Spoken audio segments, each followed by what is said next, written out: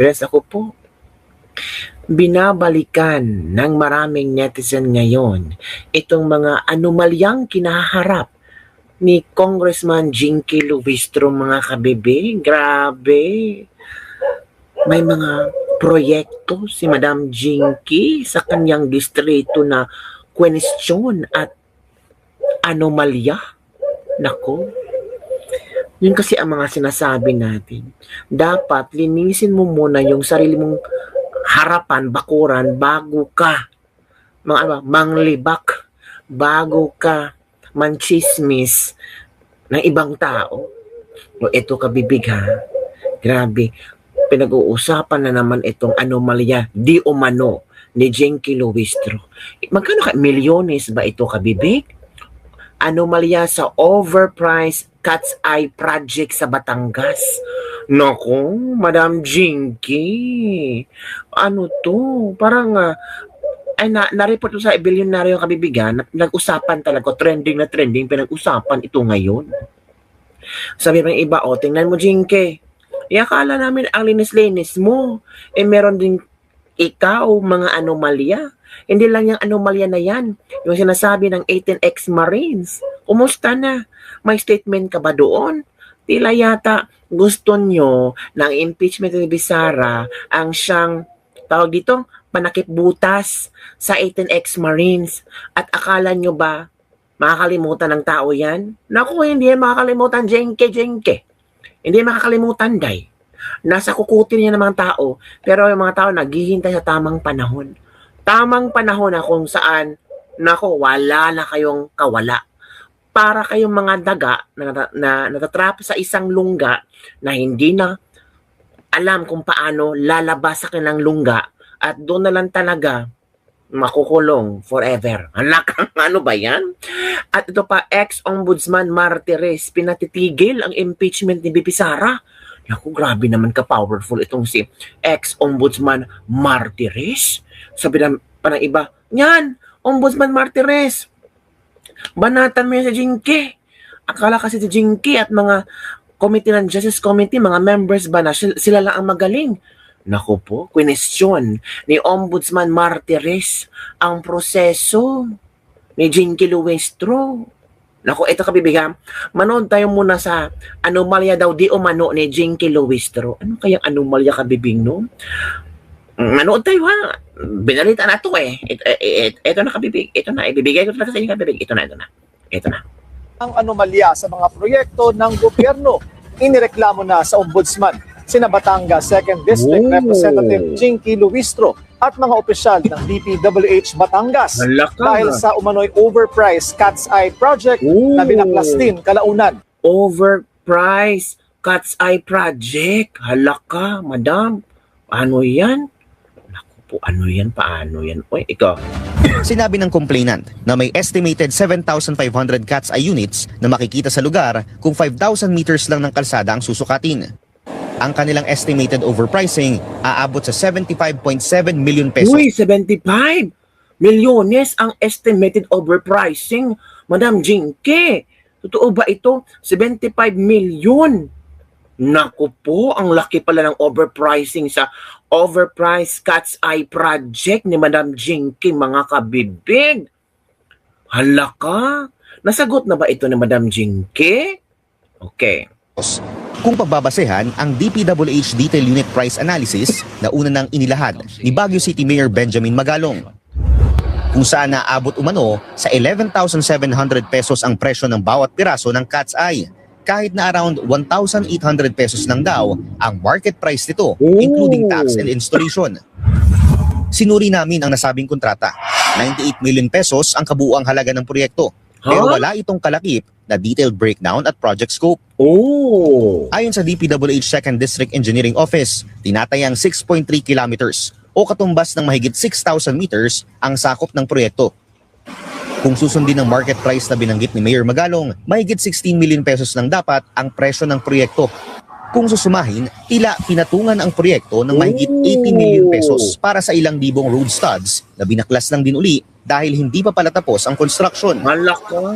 Dagdag pa ng complainant, rendered unusable na ang mga Cat's Eye upon removal. Pinuntahan namin ang DPWH 2nd District Engineering Office para kunin ang kanilang panig, pero wala raw available na makipag-usap sa amin. Sinubukan din naming hingan ng pahayag si Congresswoman Luistro, pero hindi pa ito sumasagot sa aming mga mensahe. Ang anomalya sa mga Hala, hindi pa sumasagot si Madam. Hala ka, palo na naman, aray mo, pakak. Yan na naman pala, kaya takot ka magpanalo si BP Sara. Magtatago na yan or siya na naman ay itatago ng asawa niya. Ito yung mga komento ng mga netizen ha.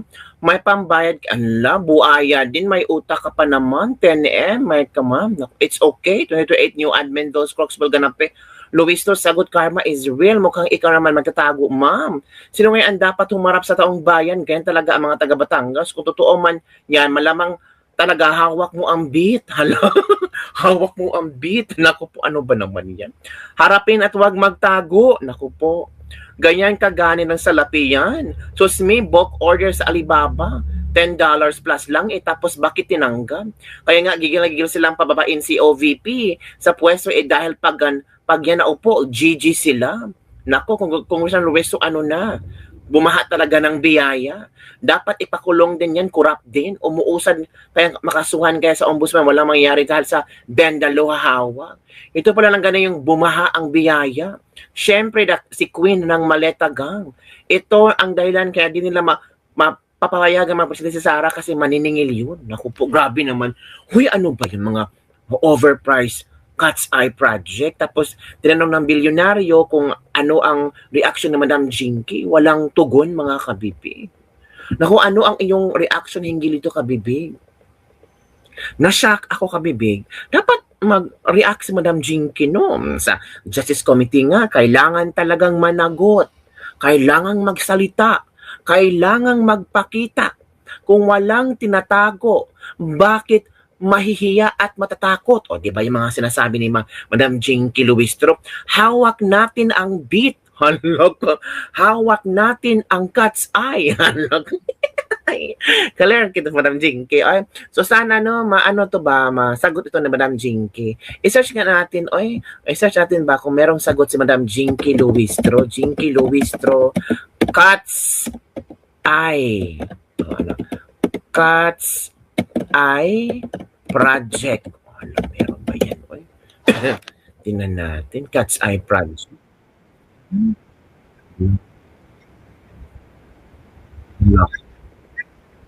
Grabe pala yung overpricing, madam.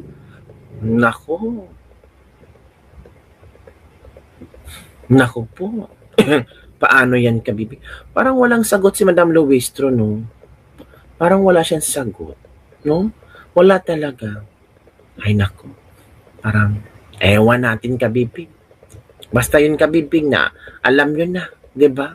So, ito, kabibig, ito yung susunod natin pag-uusapan.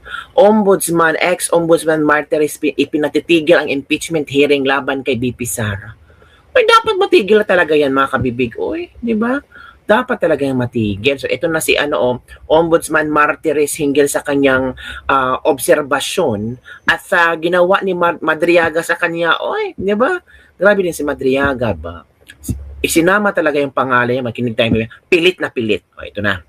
Nagulat ako na ba't nasdamay ang pangalan ko? At pag binusisi mo yung allegation, pilit na isinama ko. Nakalagay, Ombudsman Samuel Martires or Ryan Kilala, former President Rodrigo Duterte or Sara Duterte, nagpadala ng pera. Sino talaga nagpadala ng pera? Sino ang binigyan niya? Si Samuel Martires o si Ryan Kilala? Meron siyang original affidavit which he executed sometime in November of 2025. Wala siyang binabanggit na Samuel Martires. Ang binanggit lang niya doon, nag-deliver siya ng pera, nandun sa trunk ng isang kotse. He was directed by the security guard to park in a specific area. Iniwanan niya noon, inilagay yung susi doon sa gulong ng sasakyan. Yung sasakyan na yun ay Vios, that was the original affidavit. Tapos nakita niya na pagkaalis niya, mayroong nagmaneho, inilabas yung Toyota Toyota Vios na yun sa ombudsman. Unang-una, walang parking area ang ombudsman para sa publiko. Oh. Wala kaming designated parking spaces doon. Pangalawa, bawal pumarada sa harap ng building ng ombudsman. So paano siya papaparadahin ng gwardiya na ang nakakapasok lang sa loob ng compound ng ombudsman ay mga sasakyan na mayroong decal o mga government officials katulad ng mga congressman o ambassador. Walang sino man na pribadong individual na nakakapasok. Nang nagulat ako na Nakagulat talaga. Kung yun ang, di ba, ang pinagbasihan kasi ni na ex-ombudsman Martires, yung unang affidavit ni Madriaga, tapos yung supplemental affidavit, parang nag-iba yata. Sa unang affidavit, hindi siya na-mention. Yung pangalawang affidavit, nandun ang pangalan niya. Ano ba talaga, Madriaga? Paano yun na-formulate? Formulate talaga.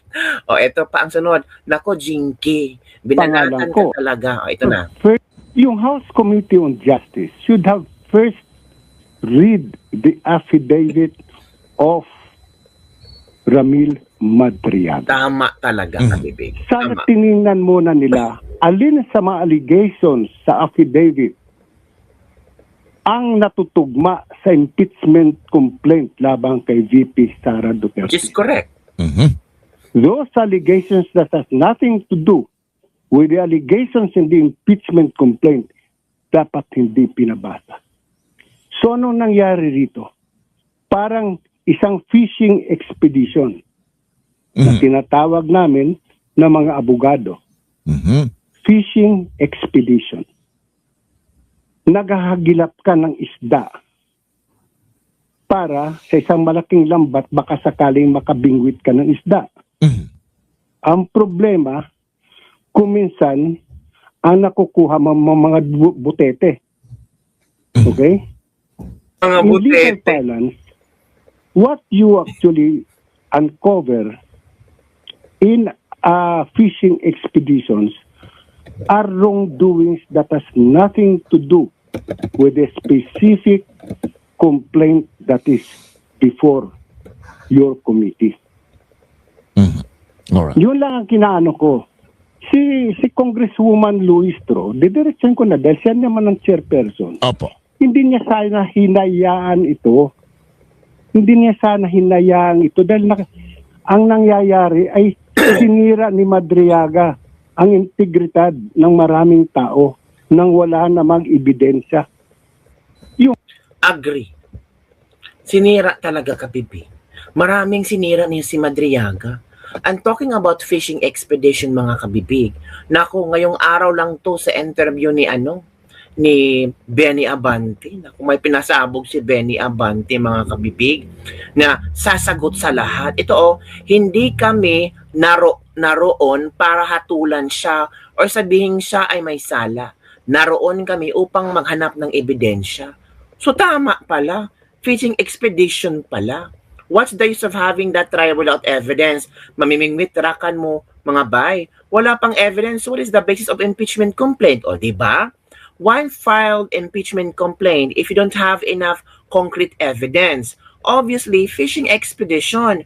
Kong Rufus Rodriguez is precisely correct. Pastor, that's it. Congressman Abante admitted they're still in the process of hearing the impeachment to gather evidence. So it's clear as crystal that, as claimed by VP Sara's camp, in evidence fishing expedition, coming from the horse's mouth. O yan, nakabibig. Si Abante na talaga ang naglaglag. Tama si VP Sara, hahanap silang ebidensya, fishing expedition. A joke evidence or a fabricated evidence. Saan yung sufficient in substance? Ba't maghahanap pa ng ebidensya? Hala, naroon din ako para tanungin ka kung ikaw ay duly elected congressman. Hala ka. So fishing without yet evidence? Yun na. Anong hearing yan? Wala pa kayong ebidensya? Akala ko ba sufficient in form and substance? So it's a fishing expedition nga. Hala.